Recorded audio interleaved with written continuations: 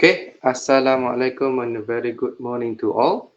Welcome to the 11th webinar session organized by the Department of Land Management in collaboration with the Deputy Dean Office for Development, Industry and Community Relations, Faculty of Agriculture, University Putra Malaysia.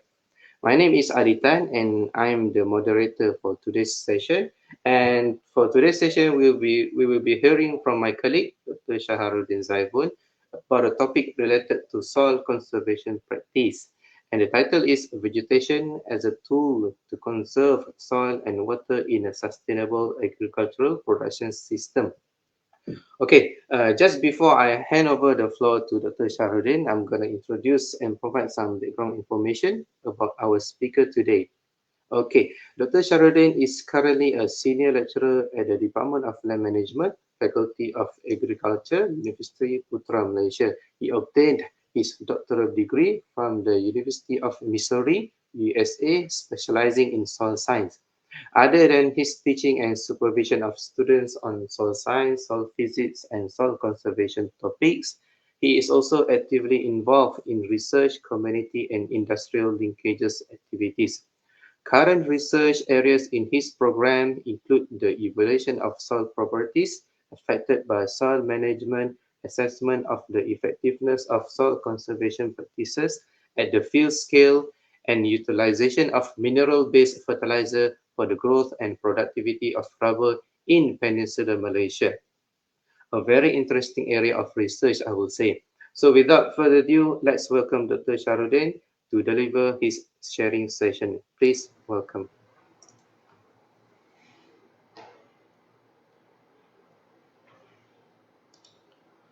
Okay, Assalamualaikum and very good morning to all. Okay, my name is Dr. Syaharudin Zaibon.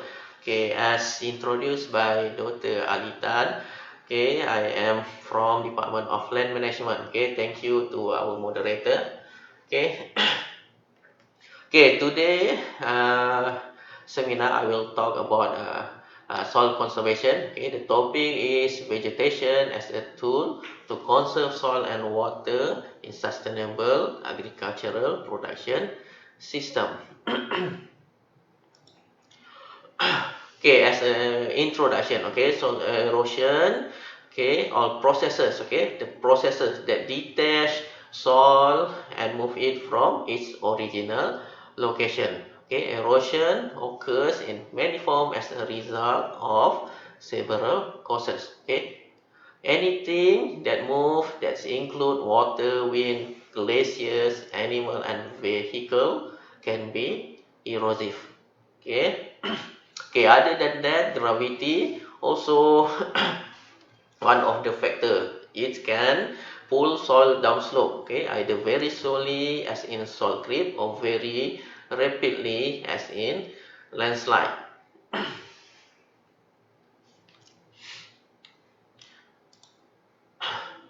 Okay, water erosion. Okay, erosion has two type of erosion. Okay, which are water erosion and also wind erosion. Okay, but in Malaysia, water erosion very important. Okay, mostly erosion that occur in Malaysia is water erosion.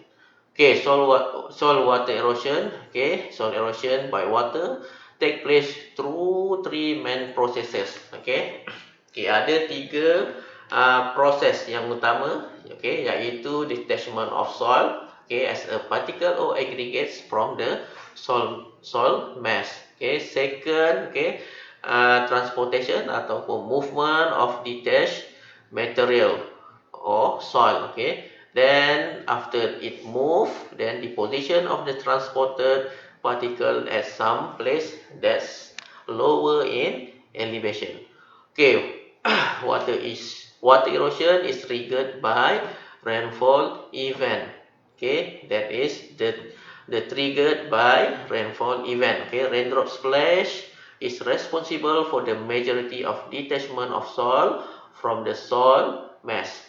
Okay, particle or soil particle released by raindrop splash can clog surface pore of the soil. Okay, so it increase the volume of runoff. Okay, water runoff will be increased since the surface pore of the soil is being clogged, so the water cannot penetrate or infiltrate into soil. Okay, then once the volume increase, other other than that is the particle will smooth the soil surface. Okay, once it smooth the soil surface, the volume will increase. Okay, and also the velocity of the runoff will increase. That will create more severe erosion process. Okay, as I mentioned before, there are three mechanics that can develop soil erosion. Okay, detachment, transport, and deposition. Okay, the three-step process of soil erosion by water. Okay, it's begin with the impact from rainfall on wet soil. Okay, once the raindrops feeding to the ground. Okay, the splash that result from the drop strike a wet bare soil. Okay, then this raindrop will destroy soil aggregate or soil pads. Okay, that's encourage the sheet and interim erosion. Okay, considerable amount of soil may be moved. Okay, by the splashing process itself. Okay, the raindrop detach soil particle which then transport, okay, from the higher elevation to lower deposition. Okay, at the lower elevation it will deposit. Okay,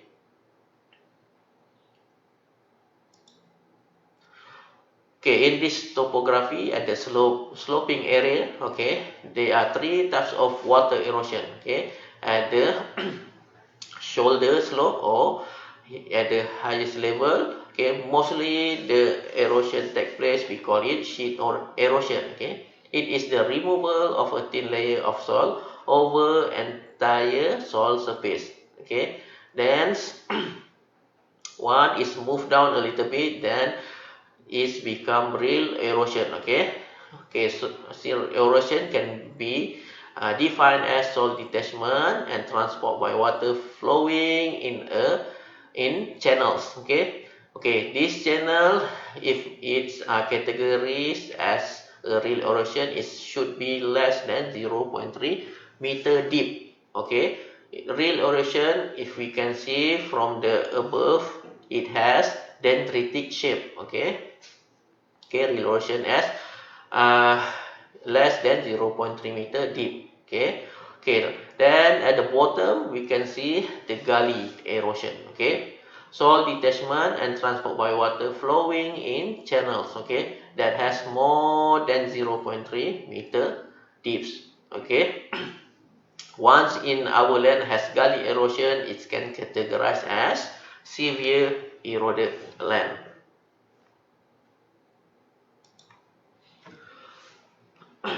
Okay, for rate of soil erosion, okay, precise data on rates of geologic or natural soil erosion and soil moisture are difficult to obtain. Okay, but are thought it has average about 1 ton per hectare per year. Okay, or 1 ton per hectare annually. Okay, this is the natural soil erosion rate. Okay, 1 ton per hectare annually. Okay, in a field with average soil loss of 9 ton per hectare annually is within the accepted tolerable rate for most deep soil if the loss is evenly distributed. Okay, accepted tolerable rate is 9 ton per hectare. Okay, however, if most of the loss come from part of the field that's eroding at 40 tons per acre or 40 ton per hectare, that part of the field is being ruined by erosion. Okay, the normal rate of erosion under natural vegetation is in approximate equilibrium with the rate of soil formation.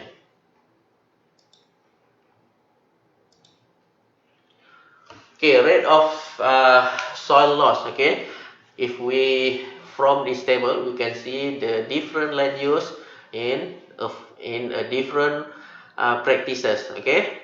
Okay, firstly is conventional agriculture that's been practiced all over the world. Okay, depth of soil lowering.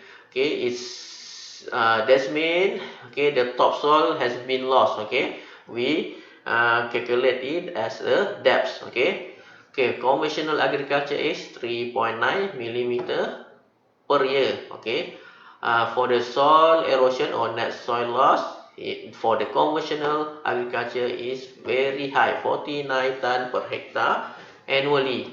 Okay, for the land with conservation agriculture or conservation practices, okay, depth of soil lowering is only 0.12 millimeter per year, and for net soil loss or total soil loss for the conservation agriculture is 1.9 ton per hectare per year. Okay, for native vegetation practices, okay, land use for native vegetation, okay, it's the depth of soil lowering, okay, only 0.05 millimeter per year. Okay, the topsoil under native vegetation only lost 0.05 millimeter. Okay, and for net soil loss 0.99 ton per hectare per year.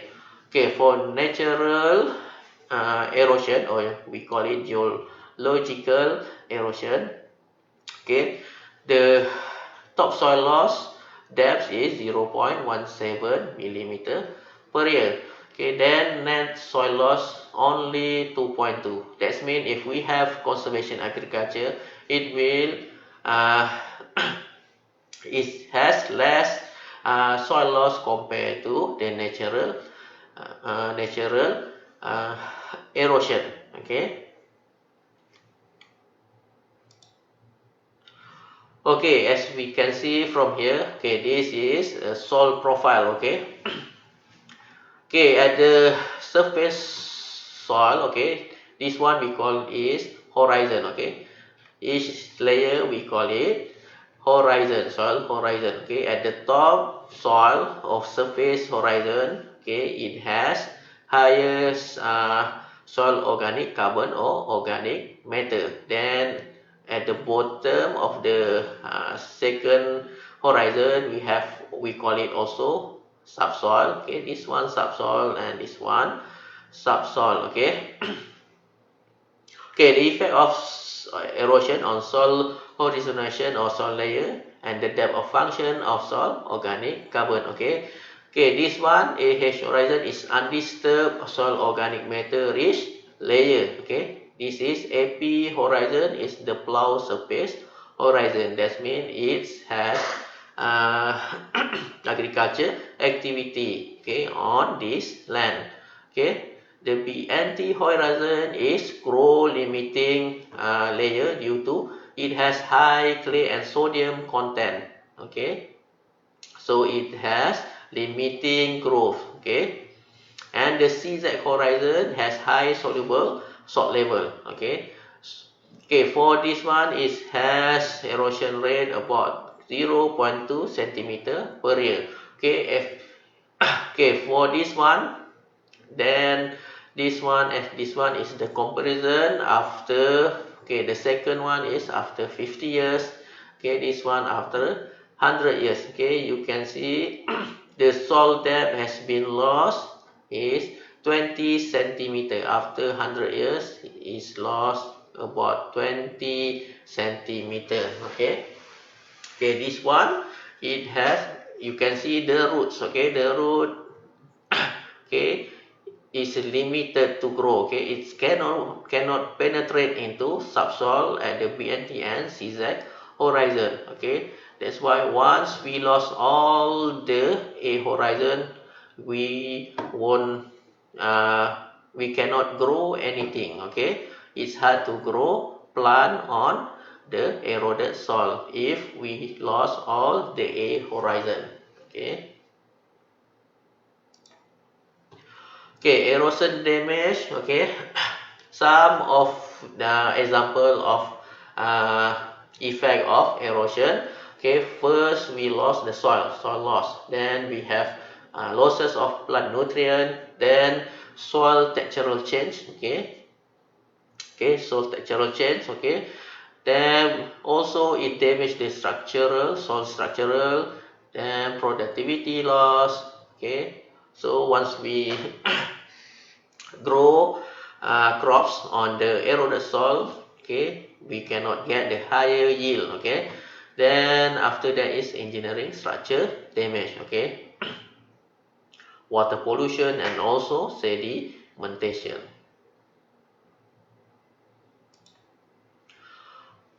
Soil loss. Surface soil is generally more friable, more permeable to water, air, and roots, and higher in organic matter and fertility than subsoil. If we lost the surface soil, that means it's very critical.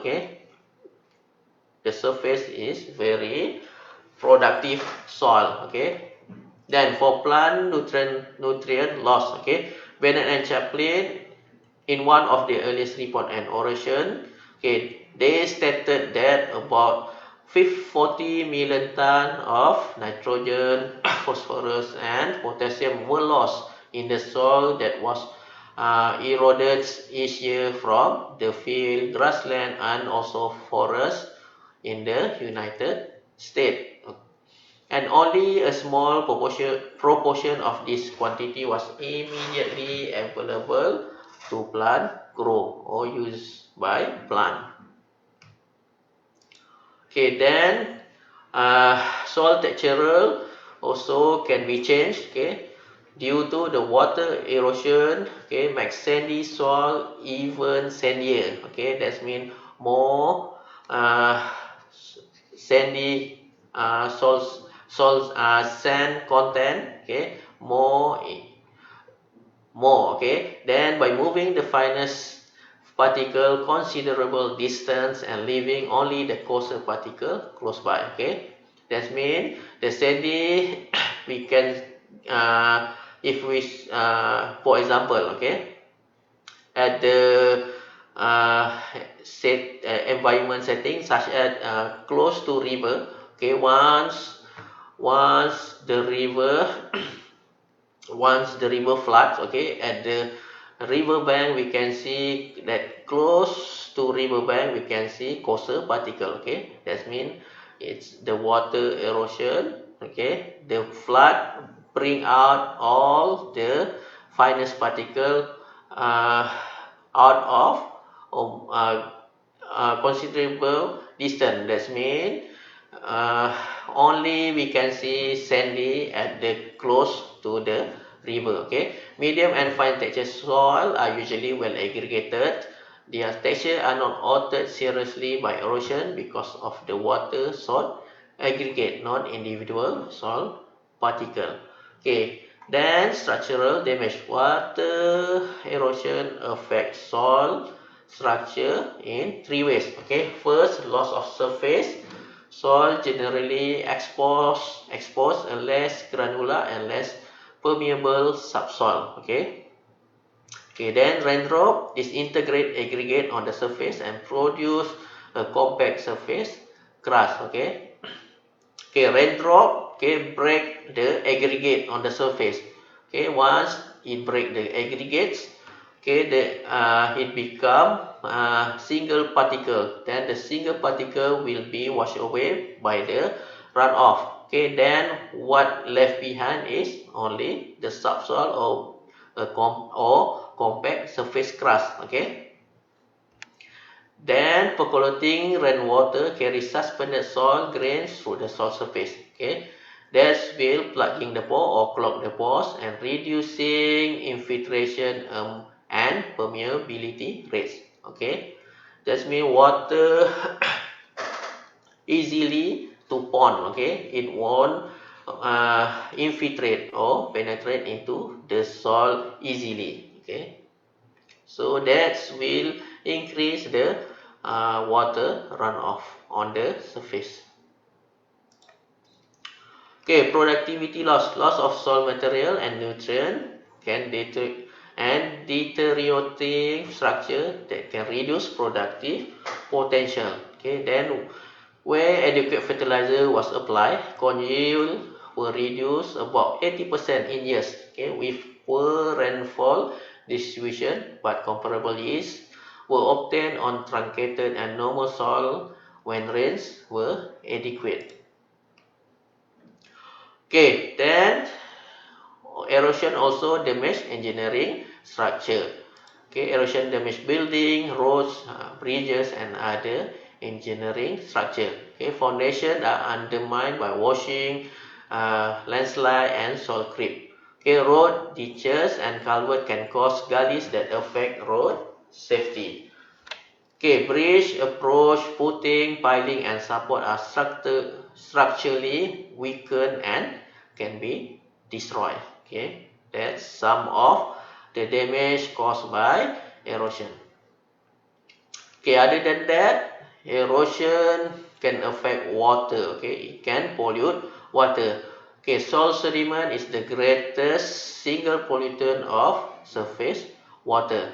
Erosion also contaminates stream when fertilizer and pesticide are dissolved in runoff water and also absorbed on eroded soil. Okay, then erosion also cause sedimentation. Okay, at the rich bottomland soil, okay, all the productivity to the sediment that eroded from the surface of upland soil, but they can be harmed if subsequent erosion deposits subsoil or other less productive material on them. Okay, then sediment is also deposited in stream channel, lakes, and reservoir. Okay, these changes also the aquatic environment and can affect plant and animal life in the aquatic environment. Okay, this example of gully erosion. Okay, this gully erosion was found. Okay, this picture was taken in the Cameron Highland. Okay, in 2017. Okay, this causes due to the agricultural activity. Okay, the deforestation of the forest. Okay, they cut off all the forest and create all the agriculture activity. Okay, that is the cause of gully erosion in Cameron Highland. Okay, okay, some of the agriculture activity use rain shelter. Okay, it can reduce rainfall impact on ground. Okay, then also they use terrace and mulching. Okay, to reduce effect of soil erosion. Okay, soil conversion important. Okay, to reduce amount and flow velocity of surface runoff. Also, it can improve soil characteristic to resist erosion forces. Okay, then it can prevent massive soil movement and retention of soil moisture. Okay, then the selection of appropriate measure or technique to maintain soil erosion within a tolerable range is an essential component of sustainable soil management. Okay, the objective of soil conservation firstly is to minimize soil erosion and also to reduce nutrient loss. Okay, vegetation and water erosion. What's the relationship between those two? Okay, first interception of rainfall. Okay, by the vegetation or leaf can almost double the total surface to be wetted. Okay, before raindrop begin to reach the soil surface. Okay, wet. Then it wet the soil that can lead to aggregate disruption or break up the aggregate and can accumulate on the surface. Okay. Then vegetation also protect the soil from raindrop impact and reduce the formation of surface seal. Okay. Okay, the former reduce raindrop detachment and also can decrease the volume of runoff. Okay, vegetation plant roots increase macro porosity. okay, and hence increase the infiltration rates, okay, also, and it can decrease runoff, okay. Okay, plant root also increase the resistance of the soil to flow detachment. Okay, roots can hold the soil. Okay, vegetation increase the friction to overland flow, decreasing the velocity of flow and absorb some of the erosion energy. Okay, then so organic matter that produced from the plant contribute to formation of water stable aggregate, therefore increase resistance and also increase water infiltrate into soil. Okay, vegetation limits the erosive action of raindrop on soil, plant material, intercept raindrop and slow down runoff. Okay, erosion was largely controlled by cover density of 40%. Erosion occurred at increasing rate as cover density was reduced 40%. Okay, plant top growth was significantly more effective than roots in reducing water erosion. Okay, that's why first thing, what we need to do for the soil conservation, we need to cover the soil surface. Okay. Okay, the example of result, okay, it show that runoff and erosion most severe on uh, bare soil, okay, or continuous fallow. That means nothing has been planted on the soil, okay, bare, or we call it fallow or bare soil, okay. We can see average runoff is mostly highest, okay, in the fallow about 30.5%, okay. Average annual erosion in the fallow system 41 ton per acre, okay.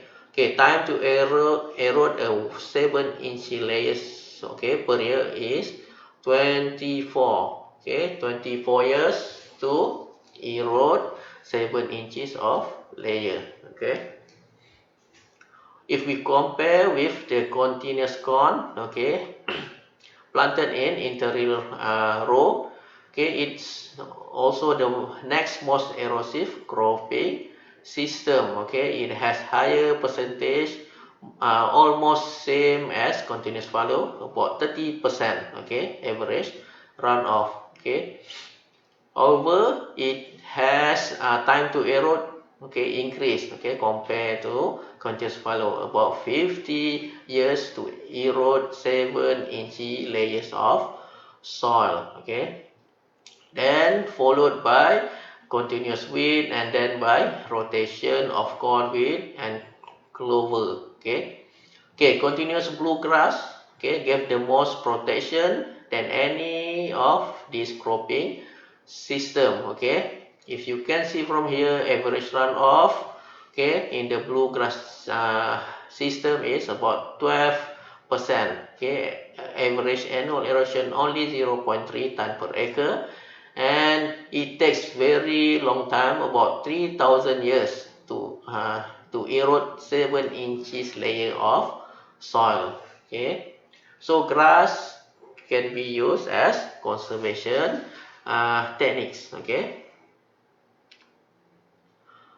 conservation methods such as using leguminous cover crops and vetiver or Guatemala grass. Okay, LCC or cover crop planted mostly in the newly replanted field and area that's susceptible to erosion.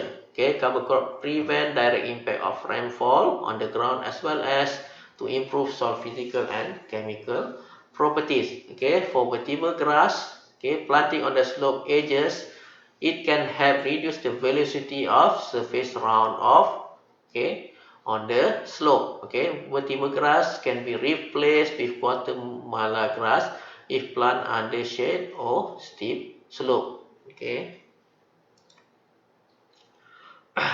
Okay, this example of different types of leguminous cover crop in plantation. Okay. Okay, this one is Proria Peciolus, Centrosema, Calopium cm, Calopium cerealium cc, Puraria javanica, or we call it PJ, and Mucuna cochinensis. Okay, all of this has been used decades ago. Okay, in the plantation. Okay. Okay, about a few years later, okay, Mucuna bracteata has been introduced in the plantation. Okay, Mucuna bracteata is a leguminous cover crop. It can fix the nitrogen. That means we can reduce nitrogen use or nitrogen fertilizer in the plantation. Okay, and also it cover the surface soil very dense. Okay, then it also has give biomass uh, biomass higher compared to other leguminous cover crops.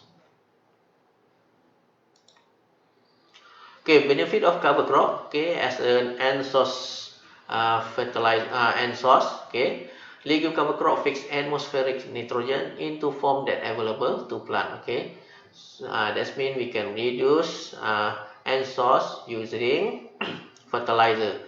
Then also and scavenger. Okay, the growing roots of cover crop takes up residual soil nitrate from fertilizer and soil organic matter. That means it can reduce the amount of nitrate that leach out from the soil. Okay. Okay. Cover crop also can be soil builder, subsoiler, and also topsoil loosener. Okay. It can help build up soil organic matter. It can sequester carbon by adding the roots and shoots to the soil. Then provide food. Okay, provide food to microbes. The microbe produce the polysaccharides that stabilize soil aggregate, and also as a erosion preventer. Okay, then it can be grazing value. Okay, for the forage value. Okay, it provide livestock producer with extra grazing or haying. It can be used as food for livestock.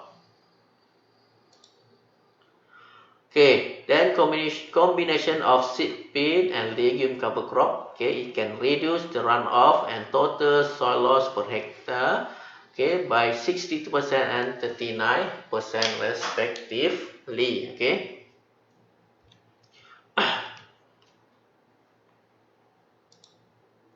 Okay, this example utilization of legume cover crop in the plantation. Okay, usually the legume cover crops used during the replanting phase. Okay, it will cover all the surface soil and it will reduce the loss of soil and also other nutrients. Okay, other conservation technique that using vegetation is riparian buffer. Okay, riparian buffer are natural or we can create it. Okay, it has woodland next to stream, lakes, and also wetland. Okay, this buffer usually consists of trees, shrub, and also grass plantings. Okay.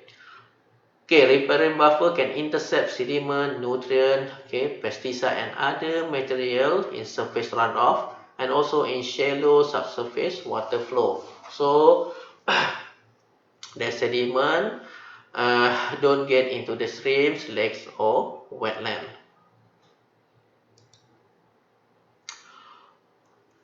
Okay, once okay, this the continuous from the in the Cameron Highland. Okay, the Jabatan Perhutanan has been reforestation at the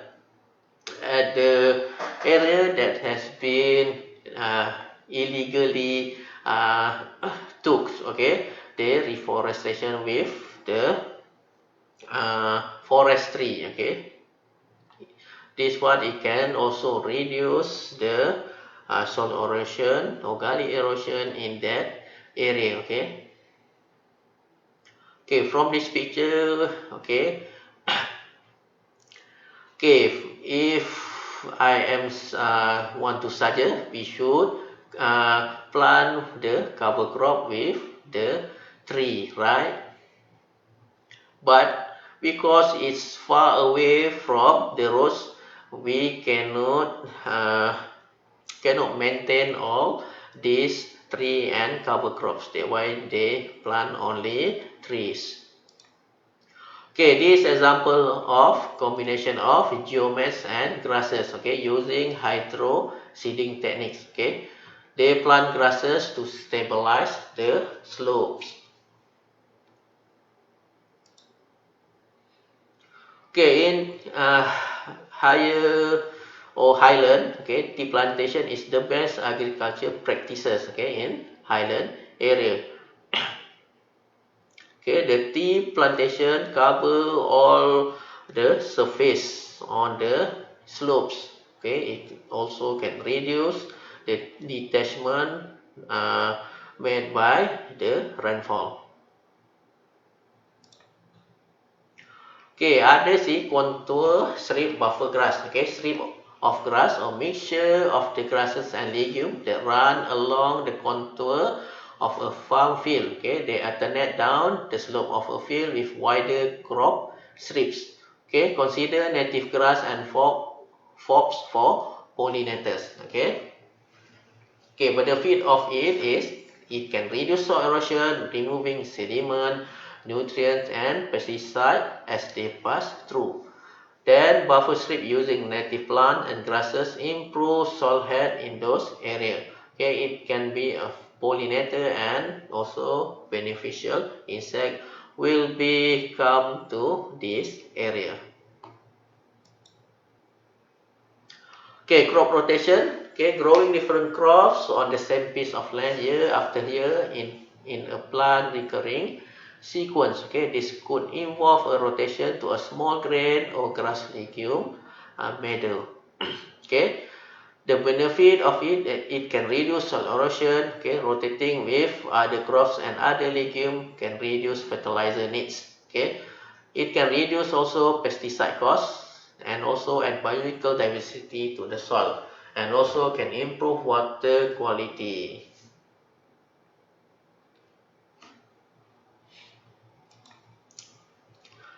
Okay, vertical grass, okay, hedges, okay, or we can call it bio terrace, okay, growing of vertical hedges on contour and adopting conservation tillage practices between them can be an effective method to reduce runoff and soil loss. Okay, an increase in situ moisture, thereby obtain higher crop yield in rain-fed alfisol of the central part of southern India. This is an example of study that using vertical grass as an uh, grass hedges or hedge grow. Okay, as compared to the existing technology, okay, budding, the vertical technology was observed to reduce soil erosion up to 65%. Okay, reduce runoff loss from 50 to 60%, and also it increased crop yield up to 25%. Okay, other than that, also vertical is cheapest, okay, compared to others technique. Okay, from the picture, the grass hedges is at the middle and also in the middle or at the inter space of the crops. Okay. Okay, this in the arid region. Okay, the cross crop planting. Okay, on the slope. It just like the grass hedges.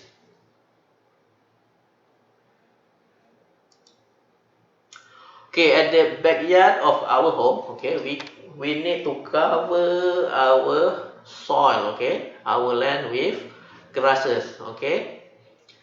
It can use as a cover crops and also for aesthetic value, okay. This one is example of cow grass, okay. This one is carpet grass.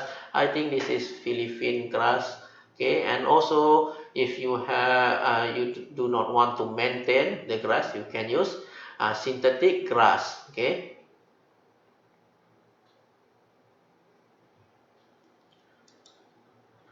Okay, other alternative erosion control other than we use vegetation, we also can use geosynthetic. Okay, geosynthetic.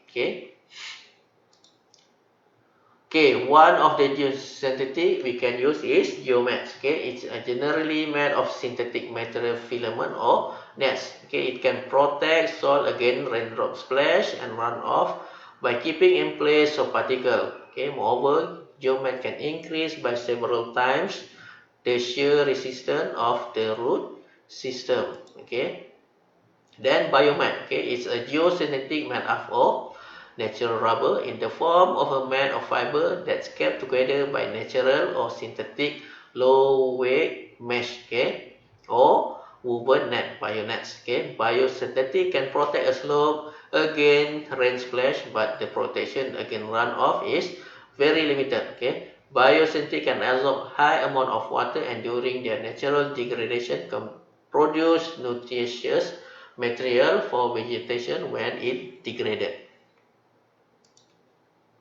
Okay, geocell are honeycomb products manufactured by joining polymeric strip or geotextile strip by welding, gluing, or stitching. Okay, the function afforded by geocell is lateral confinement. Okay, the lateral movement of the soil infill and the cell. Okay, is prevented or limited by the cell wall and by the other surrounding cell. Okay, for soil conservation, okay, we need to have law enforcement, okay, we need to have awareness of the soil conservation, and also we need to practice the best management, and also we have to do conservation practices. Okay, all of these need to be together so that our land or our soil won't be eroded.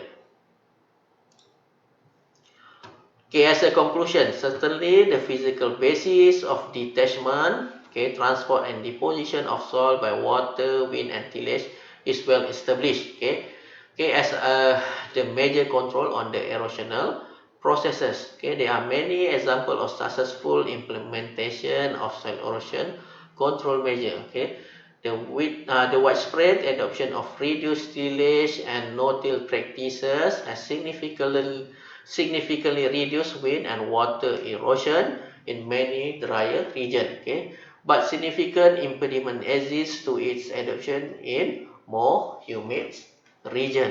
Okay. Okay, in general, measure using vegetation cover in order to reduce erosion. Okay, through and sun residue cover, cross-slope planting of erosion-resistant grasses, or planting of shrub or trees to reduce wind erosion appear to be more readily adopted than are engineered structural measures such as terraces. Okay, ideally, the way forward in erosion studies would be to focus on the remaining big question and develop programs of research, extension, policy development, and support that would make significant progress to answer the questions.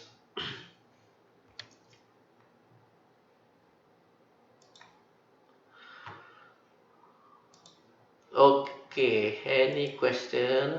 Thank you.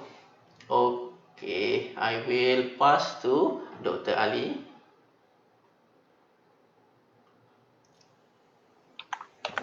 All right. Okay. Thank you very much to Dr. Syaharudin for that very interesting sharing session. Based on the slides, we have known that he has shared with us some of the effective methods of using vegetation to reduce soil erosion. And I saw a few questions being raised by the audience. But before we proceed with the Q&A session, I would like to remind all participants to fill up the attendance form through the link provided in the comment section so that we can issue the e-certificate to you soon.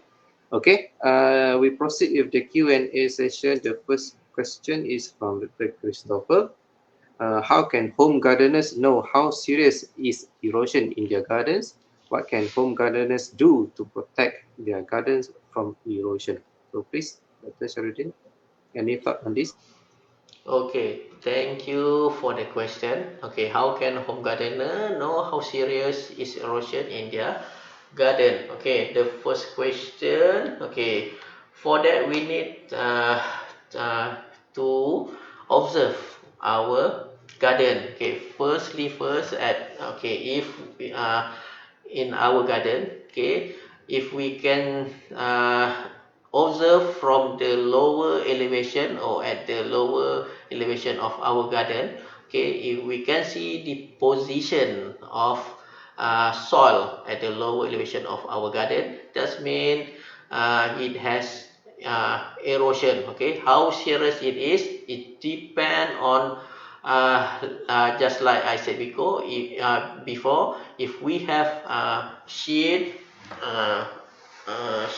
or rail or gully erosion. Okay, if we have gully erosion, that's mean very serious. Okay, if in our garden, if we have rail erosion, we need to uh,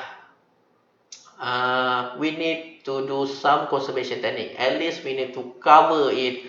Okay, either using the mulching, or as I talked before, we need to use cover crop, or if we want to do to see the aesthetic value, we can do landscaping. Okay, we can use just like cow grass, carpet grass, Philippine or Japanese grass, and also you can anything vegetation that cover the soil. Okay, okay, then I hope that's answer the questions.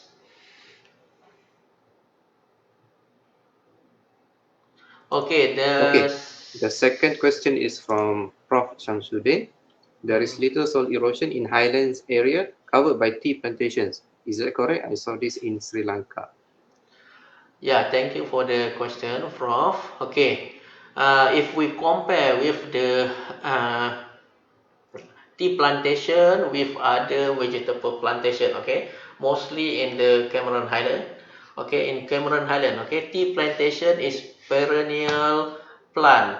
Okay, that's mean it won't remove from the soil for a long time. Okay, in the both plantation, okay, the first tea that plant in that plantation still can be found in that area. Okay, that means the roots of the plantation has been intact for a long time, about 40, 50 years ago. Okay, that will hold the soil. Okay, other than that, uh, the canopy of the trees can reduce the raindrop effect. Okay, if we compare with the vegetable and other cash crops. Okay, that's why from the reading that I observed before, it has little or small amount of erosion compared to uh, other cropping system. Okay, Okay, the next then one is from Mr. Tamilas Rasan. Do oil palm plantation causes soil erosion in plantation industries? okay, thank you, Tamil-Rasan. Okay, as I mentioned before, soil erosion is natural processes. Okay, that's mean all all practices has their erosion rates. Okay, and all plantation also can cause soil erosion if we not manage the oil palm plantation using the conservation technique or best management practices. Okay, usually the soil erosion that take parts in the oil palm plantation during the replanting. Okay, during that replanting, the oil palm tree is still small. Okay, the tree small, the palm very small, so it won't the canopy won't cover the area, all area of the soil, surface soil. Okay, that's why we use cover crop. such as mucuna, PJ, and other to cover the surface soil. Okay, so that's mean all practice cropping practice or cropping system will have some soil erosion. Okay, that's natural processes. What we can do is to reduce, okay, to reduce the soil erosion. Okay.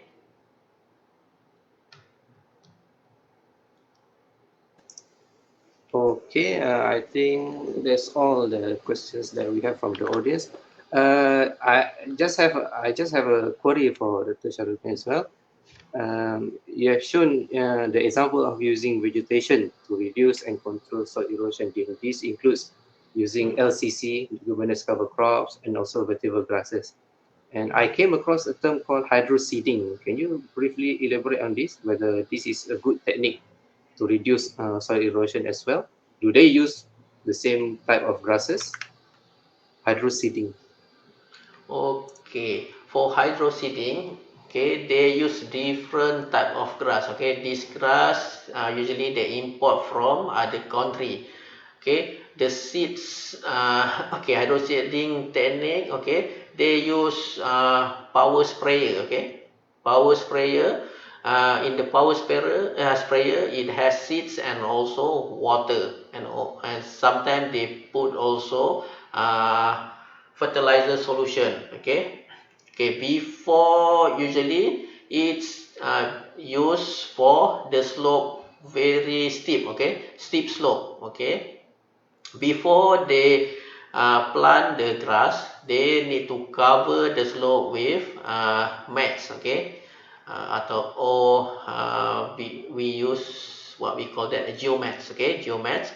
After it's covered the surface with geomats, then they will spray using the power sprayer the seeds, fertilizer solution, and water. Okay, from the daripada bawah dia spray hingga ke slope paling atas. Okay, but the problem is it use heavy ataupun lori yang besar ataupun heavy machinery. Okay, sometimes if it goes very deep to the forest or bahagian pedalaman, we cannot bring all the equipment.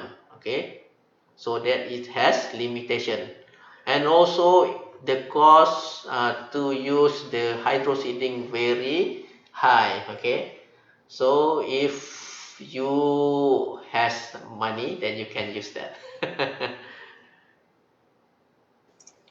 All right. Okay. So I think all questions raised have been answered and commented by Dr. Syaharudin. And if the audience need further information or clarification, you can discuss it personally with Dr. Syaharudin later on. Before we end, I would like to thank our speaker today for sharing his knowledge and experience on agricultural practices to conserve soil and water. Thanks also to those that have joined us today and participated in the Q&A session.